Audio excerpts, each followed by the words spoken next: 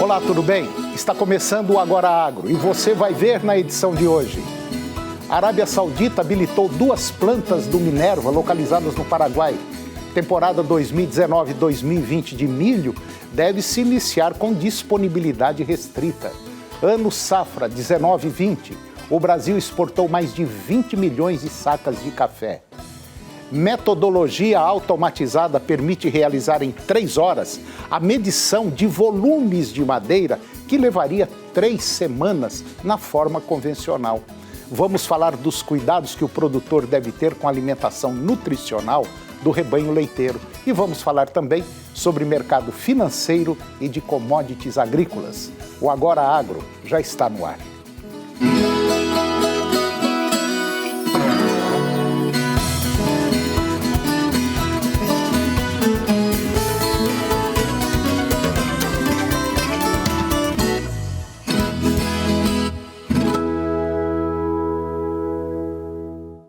A Arábia Saudita habilitou 2 plantas do frigorífico Minerva, localizadas lá no Paraguai, que são de propriedades da Athena Foods, para exportação de carne bovina ao país.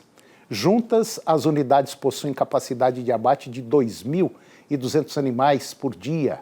No último dia 13 de janeiro, a Arábia Saudita já havia autorizado a exportação por meio de 2 plantas localizadas no Uruguai, que possuem capacidade total de abate de 2.300 cabeças de gado por dia.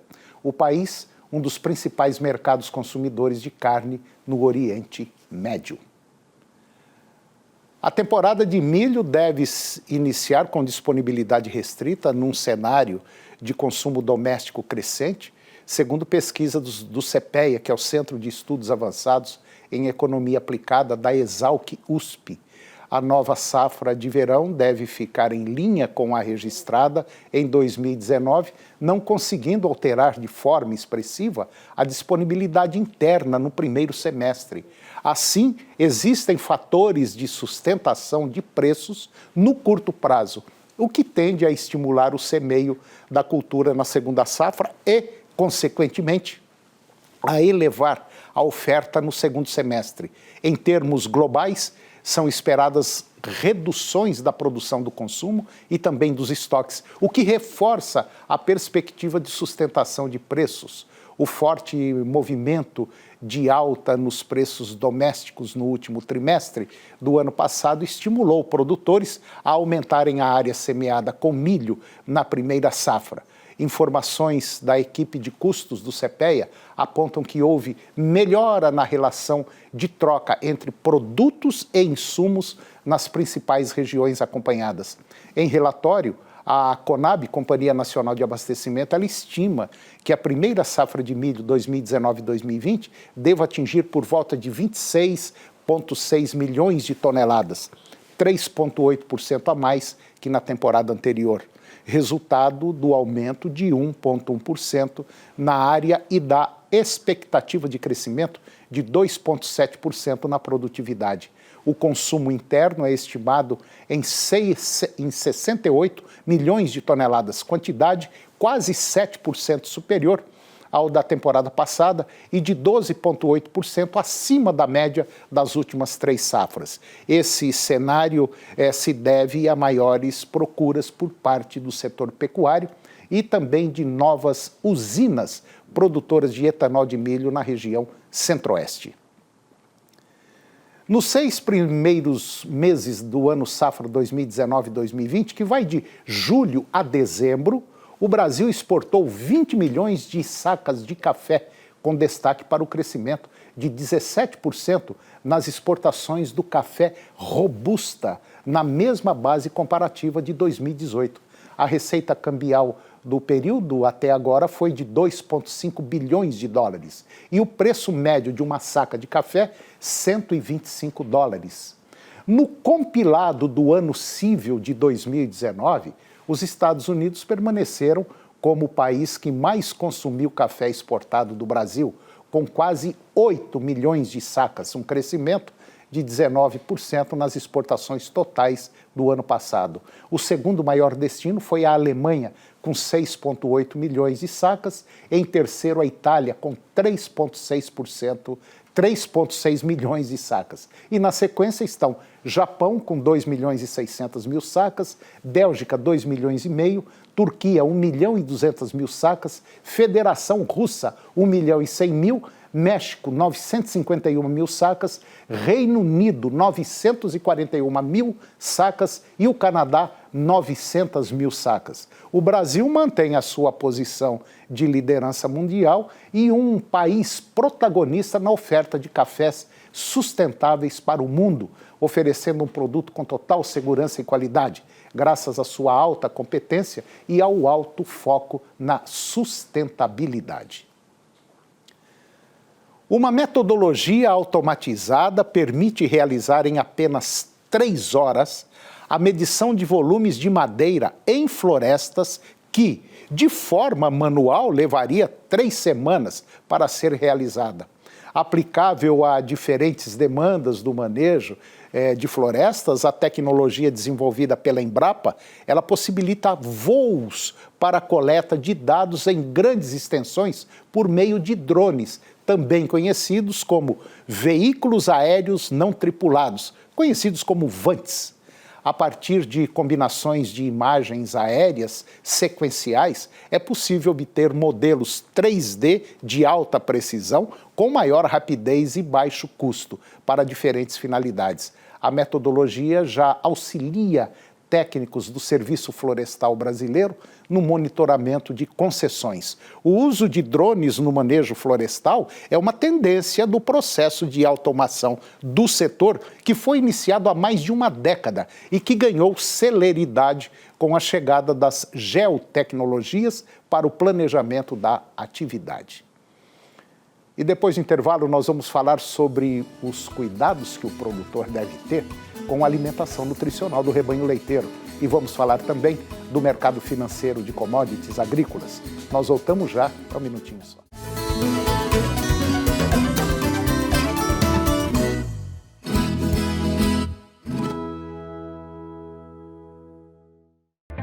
No portal Pai Eterno, você tem acesso ao conteúdo oficial do Santuário Basílica de Trindade. Confira notícias sobre a devoção ao Divino Pai Eterno, acenda uma vela da fé e muito mais. Acesse paieterno.com e faça parte desta família de amor.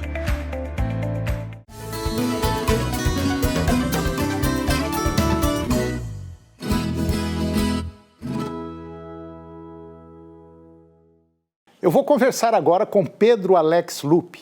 O Pedro ele é veterinário e é consultor da Campo Nutrição Animal. E nós vamos falar sobre um tema interessantíssimo. Nós vamos falar agora dos cuidados que você, produtor de leite, deve ter com a alimentação nutricional do rebanho leiteiro.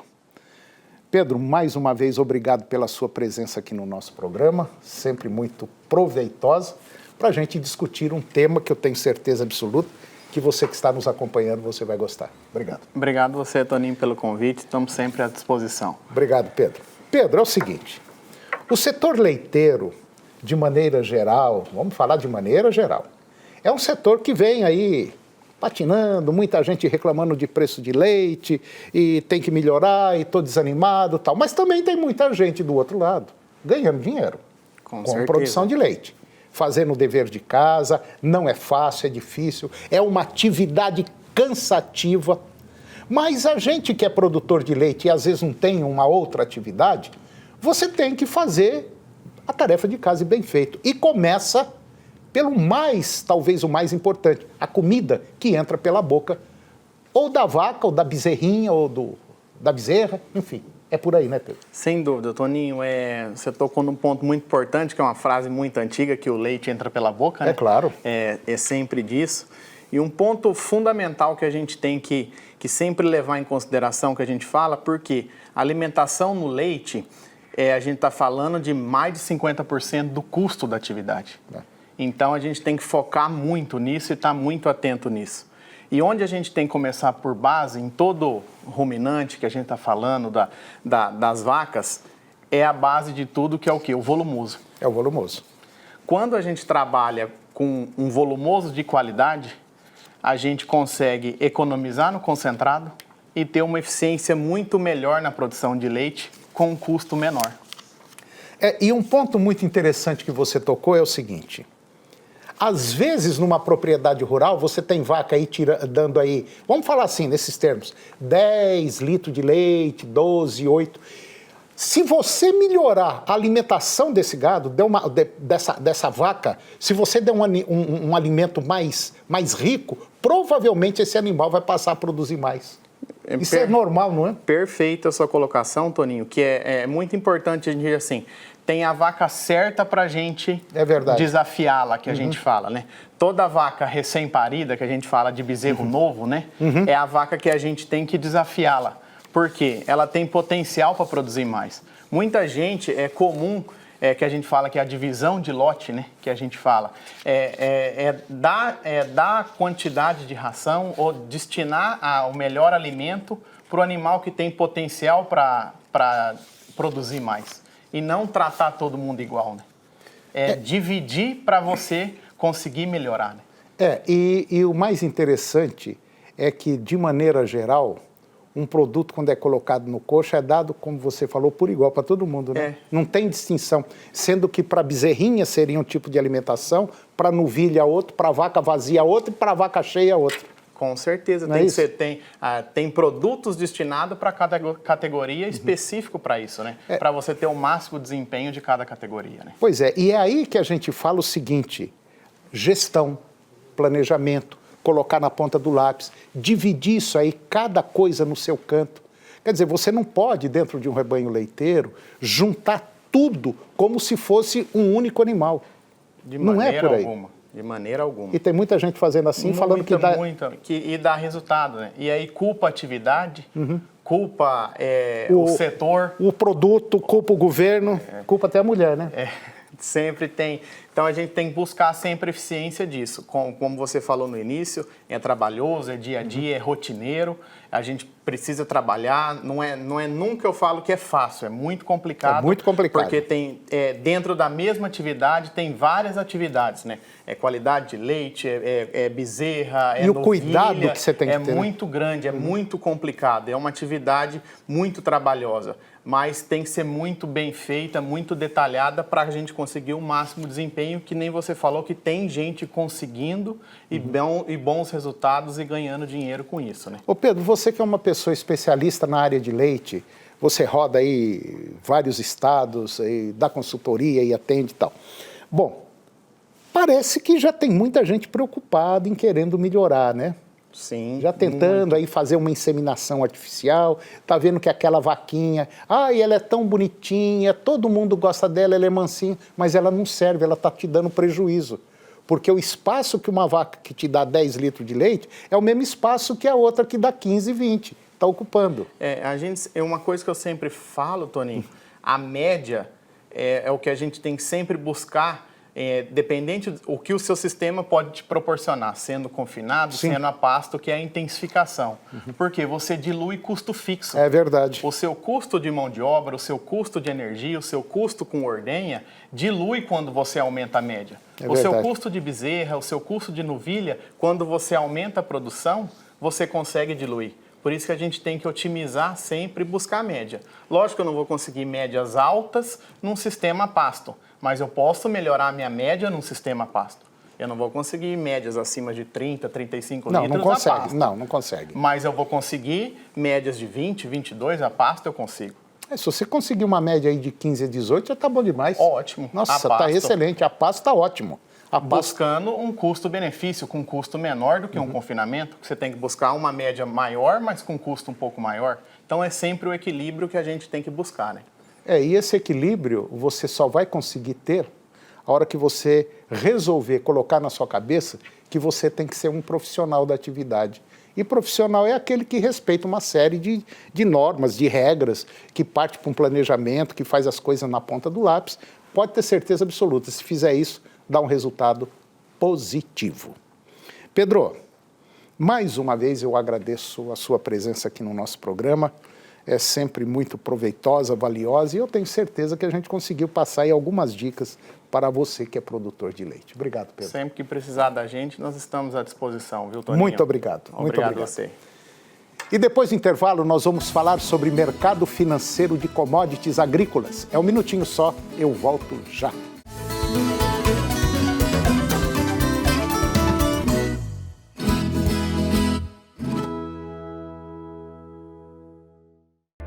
No portal Pai Eterno, você tem acesso ao conteúdo oficial do Santuário Basílica de Trindade.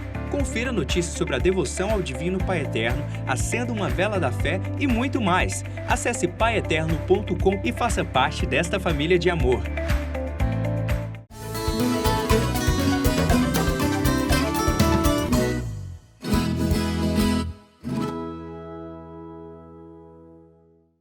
Eu vou conversar agora com Luiz Antônio de Brito, especialista em mercado de commodities da Cerrado Corretora, e nós vamos falar de temas importantes sobre a área financeira e a área de commodities de produção.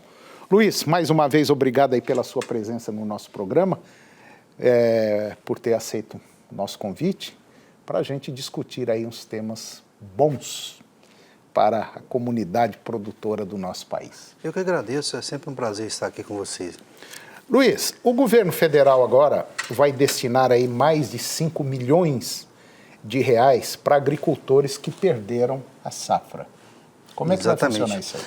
Na verdade, esse valor aí que o governo vai destinar é justamente para a agricultura familiar, né, Antônio?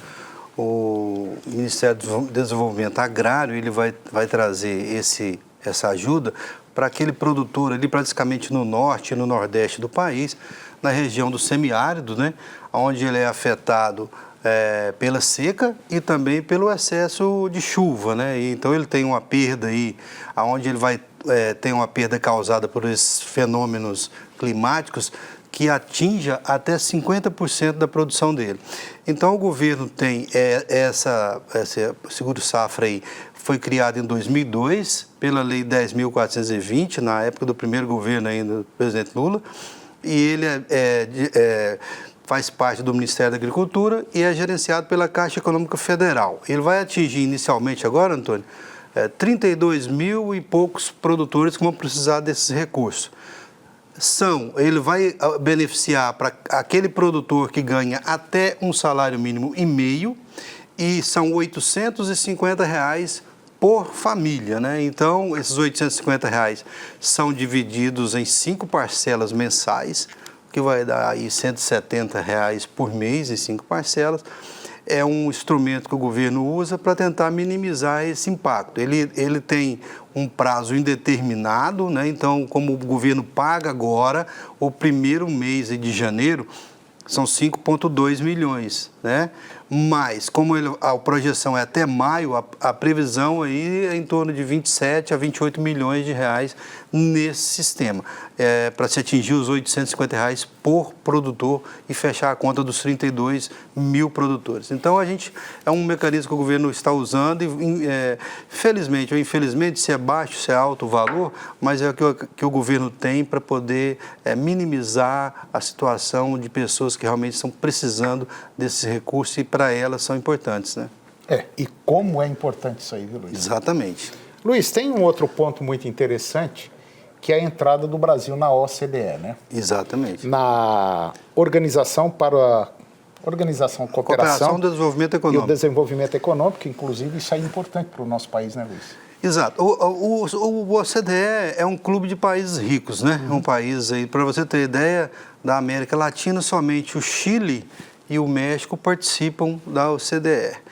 O Brasil vem pleiteando entrar na OCDE há bastante tempo, participa da OCDE desde 1990 e agora surgiu essa possibilidade com os Estados Unidos levando em consideração o processo da Argentina ter recuado até nos interesses de entrar na OCDE, porque o OCDE é um selo de garantia, de favorecimento ao produtor, ao Brasil, na verdade, dando um aval que o país está passando por um processo de transformador, mas ao mesmo tempo, Toninho, tem um prós e os contras, né?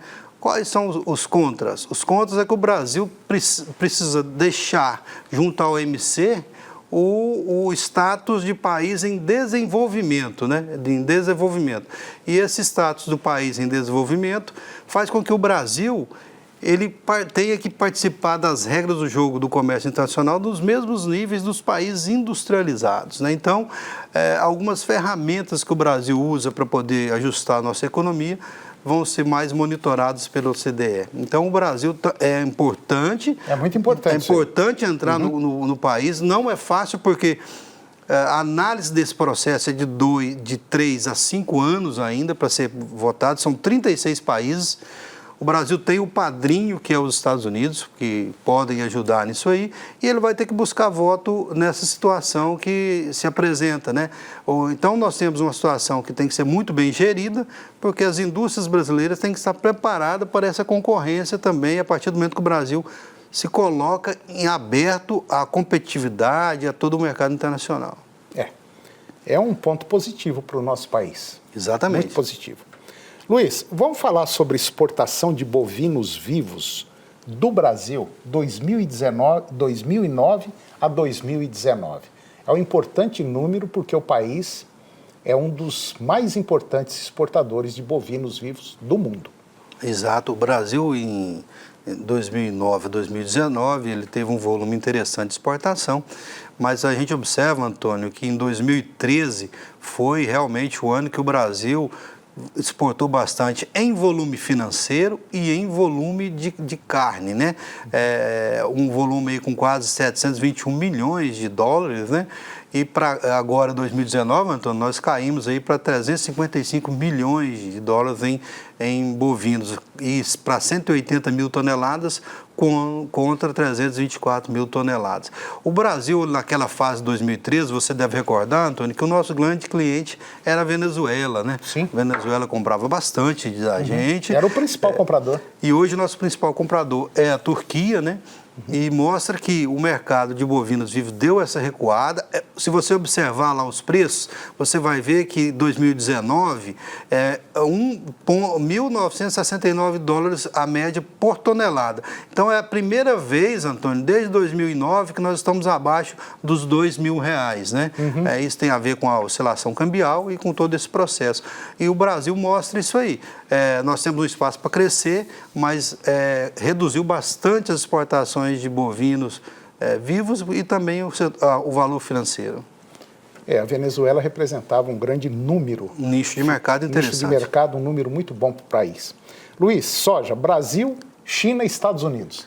A soja, a gente trouxe alguma coisa para mostrar como é que o Brasil e a China se comportam nessa guerra fiscal, né, nessa guerra que os Estados Unidos desenvolve com a China, e mostra que o Brasil veio desenvolvendo as exportações de soja para a China, aproveitando esse mercado aí que os Estados Unidos deixou em aberto, né? E a gente acredita aí que o Brasil deve agora perder um pouco desse mercado em relação ao acordo comercial com a China. A gente deve pegar aí alguma coisa de 10 milhões de toneladas. Se você observar, em 2016 a gente era praticamente, Antônio, ali pau a pau ali com os Estados Unidos nas exportações para a China em bilhões, né? Ali é importante a gente destacar que nós estamos falando em valores financeiros, né?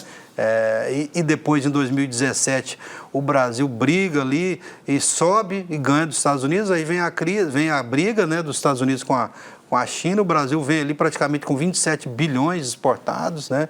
Mais de 60 milhões de toneladas para a China. E isso mostra a preocupação dos Estados Unidos com o Brasil. Isso preocupou muito o governo, hein? Preocupou os americanos bastante, tanto é que a nossa facilidade de exportar, até se entrar na OCDE, pode mudar um pouquinho esse jogo. Então é isso aí que o Brasil tem que aproveitar agora. Realmente vai dar uma mexida, mas não vai ser uma mexida assim tão significativa, porque os Estados Unidos não têm soja suficiente para fornecer para a China, né, Luiz? E a China também falou que vai comprar soja conforme a necessidade e o preço, né? É isso aí. Luiz, mais uma vez, muito obrigado pela sua presença, participação aqui no nosso programa e até o próximo. Eu agradeço, um grande dia a todos. Obrigado, Luiz. E o programa de hoje chegou ao fim e eu termino com a seguinte frase: o importante não é vencer todos os dias, mas lutar sempre. E hoje nós ficamos por aqui, um grande abraço, muito obrigado pela sua companhia, que Deus nos abençoe e até o próximo programa.